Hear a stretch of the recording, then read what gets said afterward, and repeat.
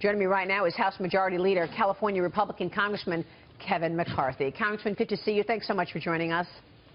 Thanks for having me on today. And I know you issued a statement on Perez's passing saying he was a man who loved America and loved his country. Your thoughts this morning? Well, my condolences to Israel and the Perez family. I knew him very well. Many times I met with him in Israel when he was president and over in America. And he had an unbelievable character and ability about him, a soft-spoken man, but the words that he said you would always remember. And I remember this one time of him speaking in our rotunda. He was receiving the gold medal. And what he said was he knew about America's exceptionalism. He said America was the greatest country to ever be on the face of the earth. And he said our greatness came from not what America took, but what America gave. That America would give the ultimate sacrifice of life so another country could have freedom. With that freedom becomes human rights and a stronger economy. Not only was he a great leader throughout, but he understood what America meant. He understood, and he worked for that, for the freedom and liberties for others. So amazing. That is beautiful, Congressman, and thank you for sharing that with me. And we know that that is why you get up every day and do what you do. So I want to switch gears and talk about this great country and the race to avoid a potential government shutdown. Things will shut down in 3 days without a deal, but things seem dependent on this funding for Flint, Michigan. Can you take us through the obstacles you're facing right now? I think we fixed this all last night. To work on Flint problem, it's in a bill called WRD. It was the Water Resources Bill, passed in the Senate. It had work on there with Flint as well. We were able to work out an amendment last night with John Molinar and Congressman Kildee, and they'll be offering that amendment today that will go into the WRD bill that is on the floor of the House. So that will be working through the process and go to conference. And then the continuing resolution on the Senate, I think that will free the continuing resolution up that will fund government till December so we can go through the election, then go through our appropriation process when we come back.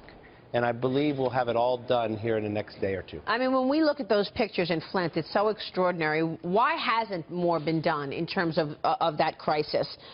You know, the Democrats are saying that it's unfair that the water crisis in Flint has gone on for a year with no assistance. And Louisiana gets $500 million for floods that occurred last month.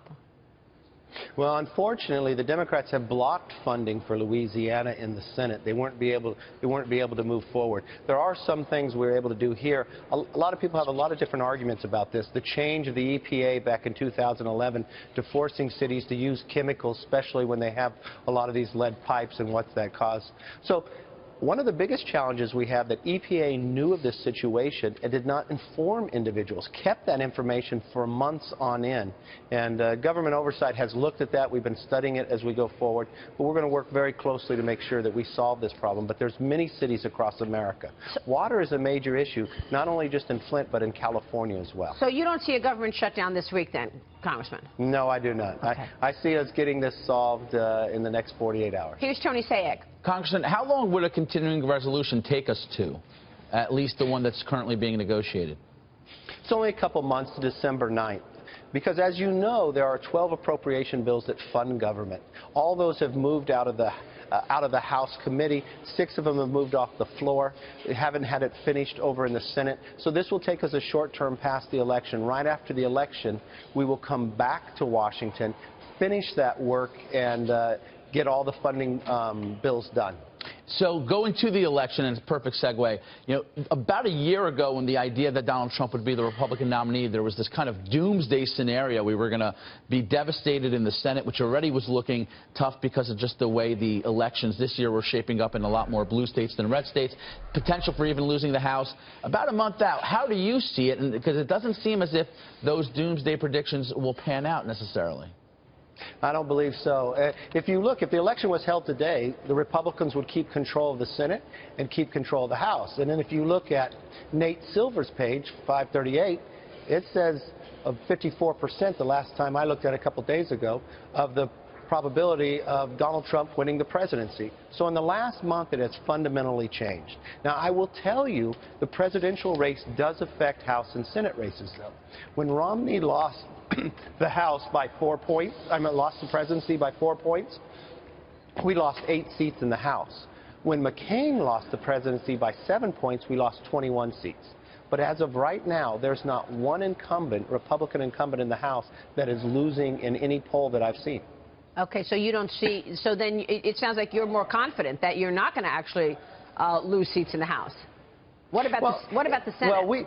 Well, we start in a much different place. With redistricting, there's 3 seats that were taken away from Republicans. We have the strongest majority we've ever had since 1928. So there'll be some changes, but I also see places where Democrats will lose too, in Nebraska, in Minnesota, and other seats. In the Senate, it's an advantage to the Democrats simply from the fact that more Republicans are up for re-election.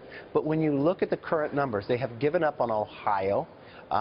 You look at Rubio running again in Florida. I see the Republicans keeping the majority. And when you look at Harry Reid's retirement, Joe Heck is an amazing member. His seat for Congress is a more Democrat seat than when he runs statewide. Yeah. This is a seat that I believe Republicans will pick up.